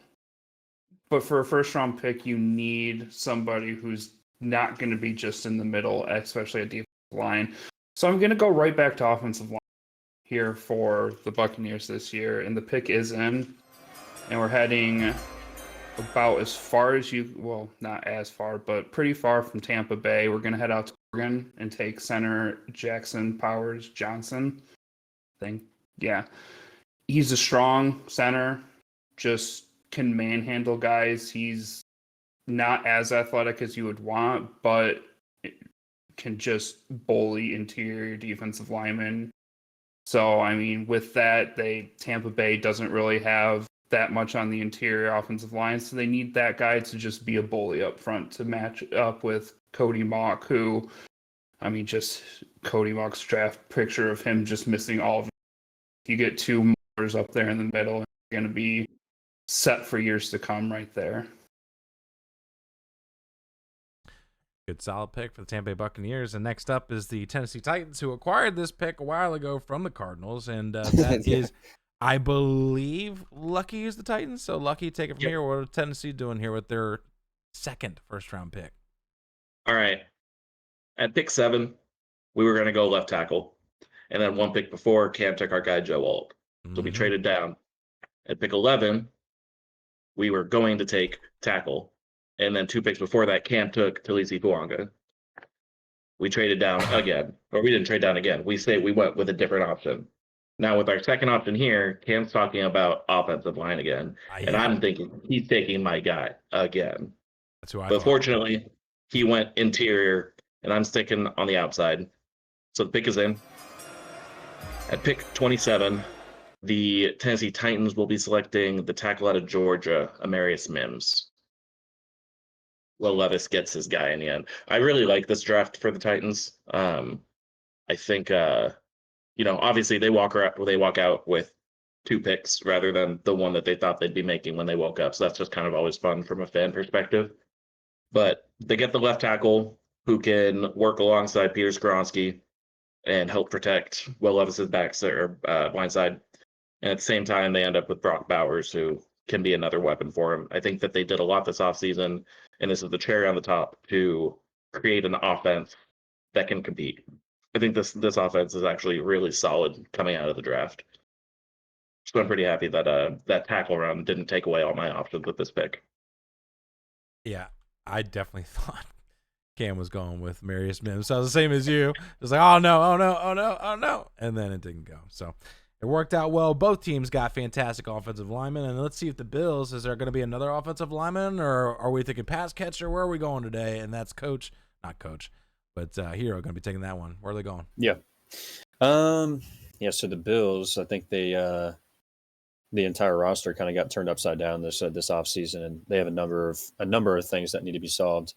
And I think the glaring one, when you're paying a quarterback the amount of money you're paying him, you kind of got to give him weapons. I mean, they got Dalton Kincaid. That's about it, I think. I mean, I guess they got some wide receiver 2, wide receiver 3 talent. Kind of across the board. I'm leaning towards wide receiver here. And just looking at who's on the board here, the pick is in. And I'm going to go with the wide receiver out of Texas, Adonai Mitchell. 73% of mock drafts have the Bills taking a wide receiver. I think there's a lot of rumors out there that they'd likely trade up, and I think they'd probably be looking to trade up and get Connor's guy, Brian Thomas Jr., more than likely. I wasn't that aggressive in this one. I think they need to hold on to some picks just with all the holes they have with losing Poyer and Hyde, and I think, what is it, Mitch Morris as well. They just lost a bunch of guys. They got a lot of holes to fill. So I think they'll probably stick here and pick. And Adonai Mitchell ran a 4.34 at the combine. He's like 6'3", 6'4". He'll play on the outside, and they've got plenty of guys that can play in the slot, to include Dalton Kincaid and then some of those like Khalil Shakur. I think this is a slam dunk pick for them if they stay at pick 28 and he drops here. Yeah, fantastic pick. And it feels a lot of people are thinking it's going to be wide receiver for this team. And a lot of people think Brian Thomas is going to last this long. I don't think so. I think it is going to end up more like how it did for us in the long run. Or I guess not long run, in a couple days, really. Next up is the Detroit Lions, which we're back to Lucky. Lucky, your thoughts on the Detroit Lions and where they're going to go? Yeah, the Detroit Lions, fresh off a really fun run. Dan Campbell put together a really fun team.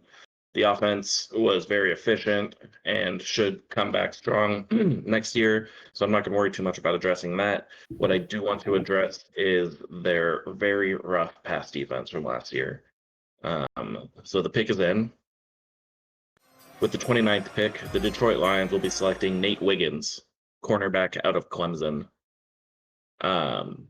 This was a fantastic run defense and a very not so fantastic pass defense.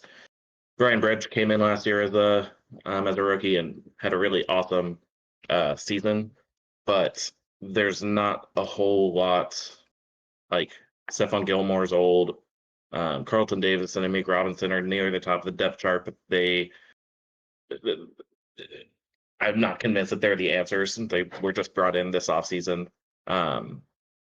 But I think that Nate Wiggins is kind of in that next tier of the cornerbacks in this draft.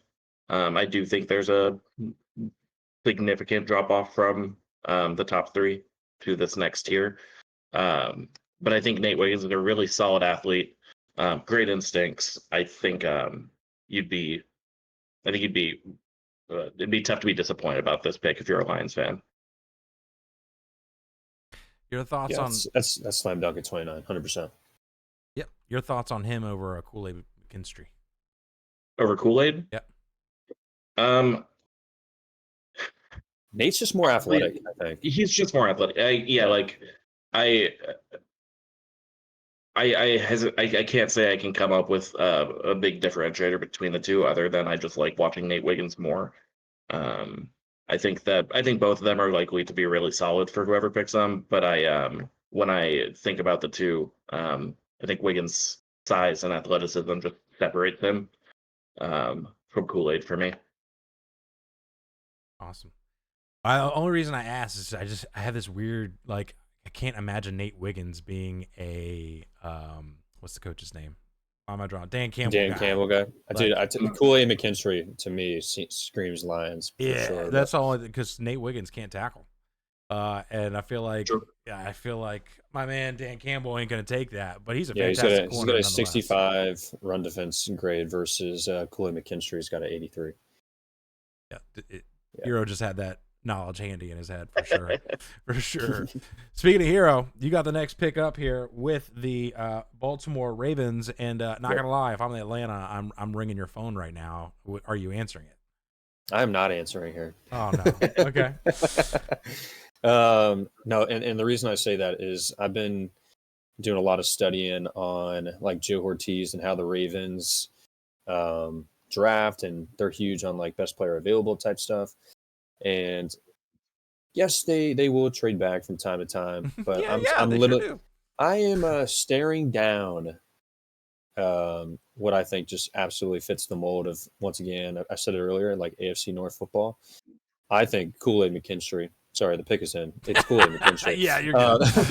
I kind of figured you already knew where I was going with that. I think he's a great run defender. And when you look at that division, just like smash mouth football, I think it's just a good fit. I think he's so good that he was starting his freshman year. That's what it says here on PFF. And I mean that's pretty crazy to be starting as a freshman at Alabama. 6'1", 195, and he plays all around the field. Like they play him outside, they play him in the slot, they put him in the box. I think he's just a good fit, and him with like Kyle Hamilton as well. They just starting to build that DB room even further. And you got to compete with the Bengals, and the Bengals, they got Jamar Chase, T. Higgins, and all those folks. So, you kind of have to win those divisional matchups to make the playoffs. Yeah, not gonna lie, that's who I was trying to trade up for. So yeah. As I'm sure you probably figured. Yeah, fantastic selection. Baltimore has been needed in a corner for a while. So next up is the 49ers, which is Cam. Cam, what are we thinking here for San Francisco? You look at San Francisco; they just came off Super Bowl runner-up. You have an off season that's highlighted by your number 2 wide receiver asking for a trade. Supposedly wasn't confirmed. And I really, looking over this, I mean, its offensive line is their top need, but with the huge run on offensive line going for them, you just have 2 corners go right there. So, and I think this will probably make our Seahawk fan other GMs in here pretty happy, but we're gonna go on our crackhead energy, and the pick is in. Oh boy. Oh goodness. We're going wide receiver. Oh, okay. That's not crazy. Okay. Depends on which one, I guess. Well, they might trade Roman Wilson from I was Michigan. typing his name as soon as I was like, oh, Michigan. Got to be Michigan. Yeah. He all right. is Go ahead, man. Good route runner, sure hands, and fast. And I think you pair him up with Ayuk, Debo, Debo injuries the past couple of years, but then you look at Ayuk stepping up, but can they re-sign him? You got to throw somebody else. Played in an offense where he wasn't needed to do much, but he still put up 12 touchdowns receiving this past year. Big catches in the playoffs, and kind of was the leader of that wide receiver. And, I mean, why not? It's the 49ers. Not much you're going to look at to improve that team other than offensive line, but when they're all gone, go with a skill position that has upside. Yeah. I mean, yeah. That's good. That's actually not that off the wall, to be honest.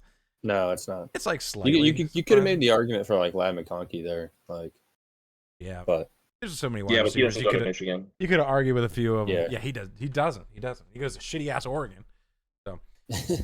Goddamn right. Yeah. So for the last pick, and that's going to be GM Connor is going to be taken for the Super Bowl champion Kansas City Chiefs. What are we thinking to wrap us up today? Super Bowl champion Kansas City Chiefs, man. Obviously, as you've seen the past few years, not a lot of holes on this roster. They're doing a really, really solid job over there. I think this is a situation where, if I was going with my head as the Kansas City Chiefs GM, I'd probably, maybe try to trade down the mid-second round or stick at 32 either way. Left tackle, I think, is a big glaring need of theirs. Maybe take a Jordan Morgan out of Arizona. Maybe take a Tyler Guyton out of Oklahoma. Those being the 2 clear best, in my opinion, tackle prospects left. But today I'm drafting with my heart and not my head, and I will not let this Better League mock draft go without a Gator Grit getting selected. So, CMass the pick is in. DC Ricky. Oh, it's Ricky. Well, it's Ricky. Who else could it be, man? Ricky Pearsall out of Florida. And it would make a little bit of sense, not 32, it would make a little bit of sense given the legal issues with Rashee Rice. We don't even know if he's going to be on the Chiefs next year. He's just a really, really good route runner, man. Like, I was kind of saying the same thing about Van Jefferson when he got taken a few years ago about the Rams, and that's why I was so upset he got taken by the Rams. Now, Van Jefferson ended up not panning out quite the way I thought he would, but damn it, we're going with the same logic with Ricky Pearsall. I saw him just destroy DBs in man coverage all year long. He would consistently, we have had no other wide receivers for the past couple of years, so Ricky Pearsall would always get the opponent's best DB, and he would always, get his separation. He's just really good on kind of short and intermediate in breaking routes. He consistently gets open, has really, really good hands. I can't remember the last time I've seen him drop like a wide open catch. Now, as I explain all of this, it sounds more like, kind of a third round flyer you take instead of pick 32. But I need to see my Gator greats go, and I would be excited to see, Ricky Pearsall maybe take over for fellow Gator great Kadarius Toney, who's been struggling just a little bit. So we'll go Ricky Pearsall to wrap this mock draft up. Just a little bit. Yeah. I mean, I was hoping he'd be a selection in the second round for my team, but fantastic player nonetheless. But here we are at the end of it, and we've got all the selections on the screen now. If you guys don't already have our stream up, make sure you do. Because basically we're just going to talk about anything that jumps out at you. Maybe a player that fell, maybe a player that got picked way too early, or maybe a player that didn't get picked at all that you're kind of surprised is still available on the board. And I'm going to go ahead and kick us off to give you guys some time to think about it. That way we have a little bit of time. Just to let you know, we'll go Austin, Cam, Connor, and Lucky have a little bit of time. So you get a little extra time. Okay. All right. So the pick for me that stands out the most to me, and it's going to stand out the most to most people, is going to be the two quarterbacks, Bo Nix and Michael Penix Jr. going to the Broncos and going to the Saints. And I don't mean in a bad way, but it's in a way that these GMs, they put their nutsacks on the table and they said, we're going to take our quarterbacks, we're going to take our guys, to damned with the public opinion of where they think they should go or anything like that. We want them, and we're going to go get them. And they're willing to tie their careers around it. So those two picks really kind of stood out to me. And I feel like that's why we had a lot of players like a Kool-Aid McKinstry that made it all the way to 30. Amarius Mims that made it all to 27s because those quarterbacks went earlier than most people thought. So I think those were both good picks in the thought process. They're their guys. And so that were my thoughts. So we're going to go ahead and move over to GM Austin. What are something that stood out to you? I mean, I would absolutely agree with you on that. I don't think there's 6 QBs going in the first round. And I think, I could totally see the Broncos like moving up to try to get like a JJ McCarthy and or maybe just trying to trade back a little bit and get a second rounder so they can take Bo Nix or using future draft capital to do so. Looking at I'm skimming over it right now, and while I'm skimming over it, I'm just going to be a homer here for a second. If Marvin Harrison Jr. falls to 5 and 4 QBs go 1 through 4, I mean, we would just be absolutely ecstatic. Mm-hmm. I'd say probably the other thing that stands out to me is just Joe Alt going 6. It's just like only because Daniel Jones just hasn't had like a true wide receiver 1 in so long, and you lose Saquon, and I'm a little bit concerned about like the weapons he has. Now Joe Alt is obviously tackle number 1 in this class. I think me personally, as having all the conversation about the Chargers potentially taking him, I don't love the idea of moving somebody from left tackle to right tackle if I'm going to take him in the top 10. So that's just me personally, but it's a sound pick based on like what you're trying to do there, or what Cam was trying to do.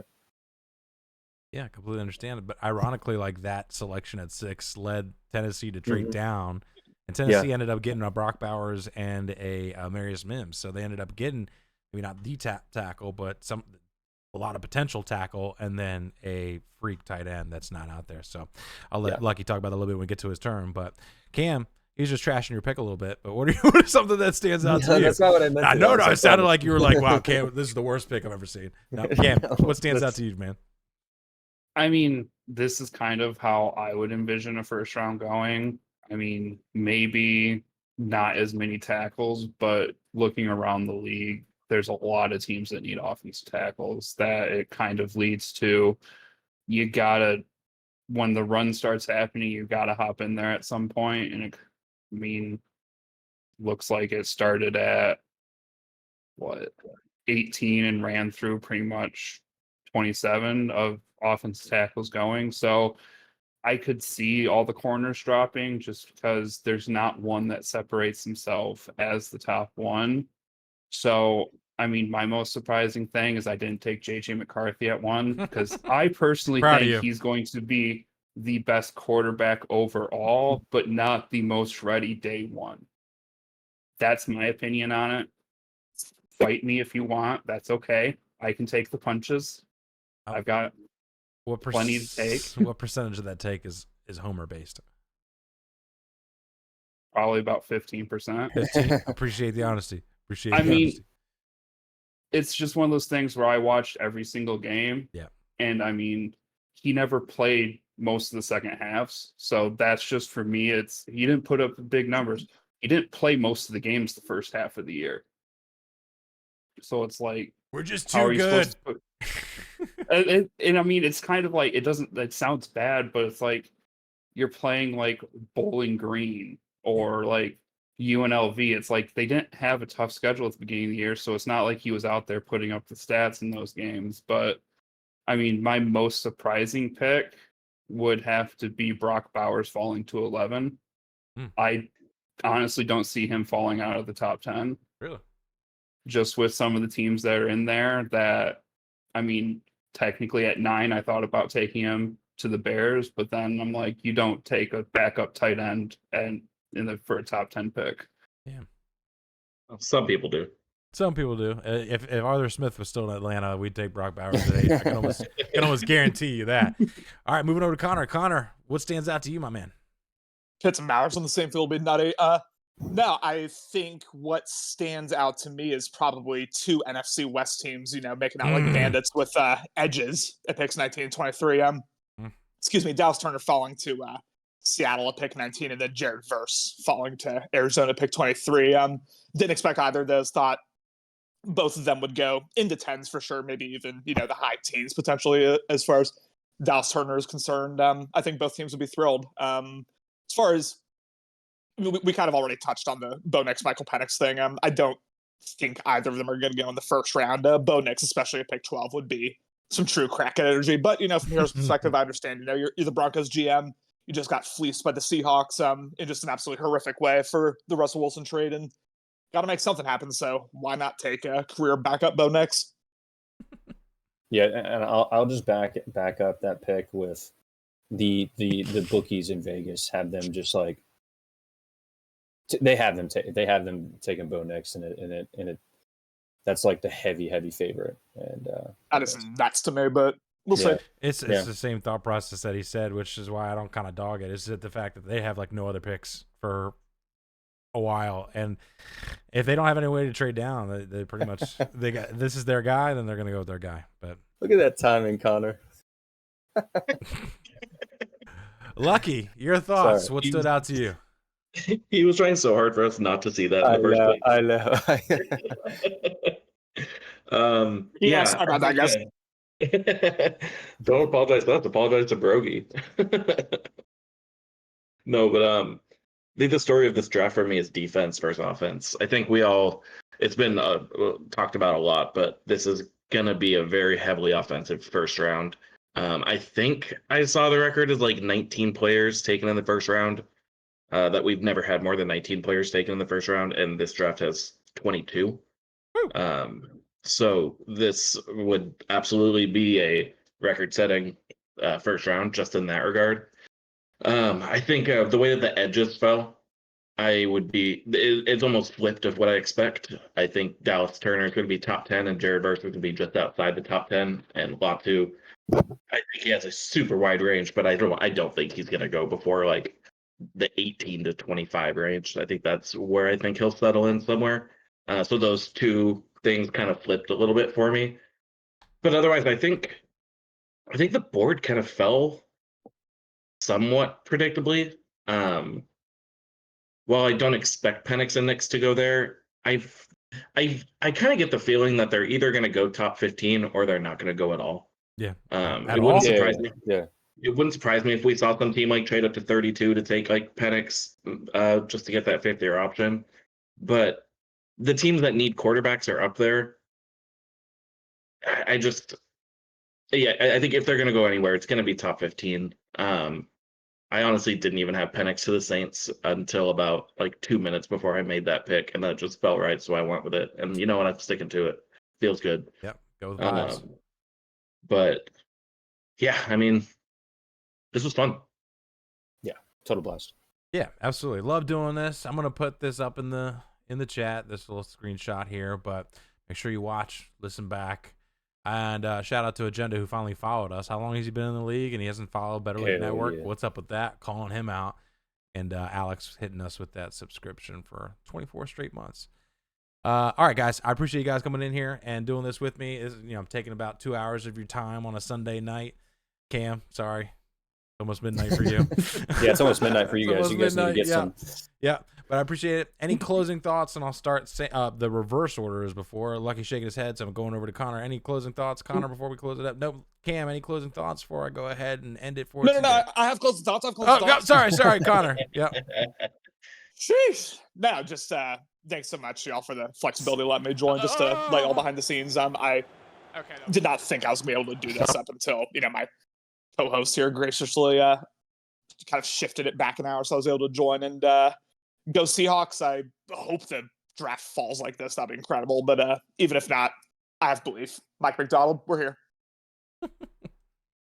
Cam, any closing thoughts? I got nothing other than fight me about JJ McCarthy. Austin, closing thoughts. My closing thoughts is on the JJ McCarthy thing. I am not convinced that 4 quarterbacks are going to go in the top 5. I'm not convinced of it. So That's like the dream scenario. I just don't see it happening. It's between Malik Neighbors and Rome Odunze for the Chargers, in my opinion. Yeah. But I personally will run to Detroit with the card if quarterbacks go 1 through 4 and Marvin Harrison Jr. is there. I mean, you can come stay with me if you want to be a little bit closer. Exactly. Okay, perfect. All right, y'all. Thank you so much for coming in. Thank you, everybody that's still in here. We still have 7 viewers, guys, although 4 of them are probably you. But three still loyal guys out there. We had some good people in the chat. We had Alan in the chat. Gridiron was in the chat. Justin was in the chat. And I think we had Dan at some point, too. Morty, Gridiron, and yep. So we had a good group of the chat. We can watch it back. Only 2 hours. Okay, it's not too bad. But appreciate y'all staying in. Yeah. Hope you have a fantastic rest of your night. Hope y'all have a good one.